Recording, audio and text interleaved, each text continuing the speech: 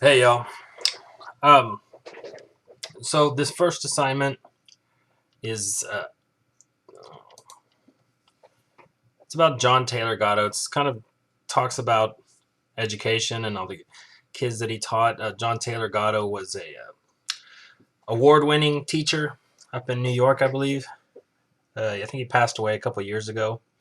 This speech is actually given in the '90s, but he wrote a lot of books, dedicated his life talking about education in America and why it was so terrible, right? And how he went about doing his own kind of thing, for which he won a lot of awards. And it's kind of funny because at the end of his career, when he was winning these awards, he basically started saying, well, how I do it is to not follow any of the rules, just don't do what they tell you to do and actually teach.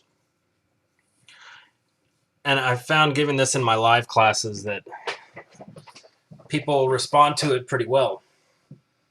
They're like, oh, yeah, I totally agree. And he's very critical. And part of it is knowing the history of education in the United States. Now, the reason I give this assignment partially is to sort of let you know kind of why your education is kind of crappy up to this point. Not your fault. But also to expose you to the fact that there used to be a different way of educating people. What's often called classical education, which was, the study of basically the Greeks and the Romans, philosophy, um, Roman and Greek history, and then reading a lot of the great works, like Moby Dick, Chaucer, Milton, um, all those sort of great literary works, because that made you a better reader and a better writer. And it sort of taught you critical thinking, and it was a really effective way to teach people. It's the kind of education that all of your founding fathers had, right? It's how people used to be educated up until around 1900.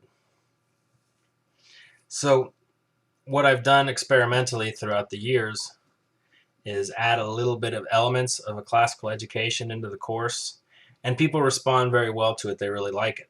So I've been adding more and more, and I'm adapting that for the online course.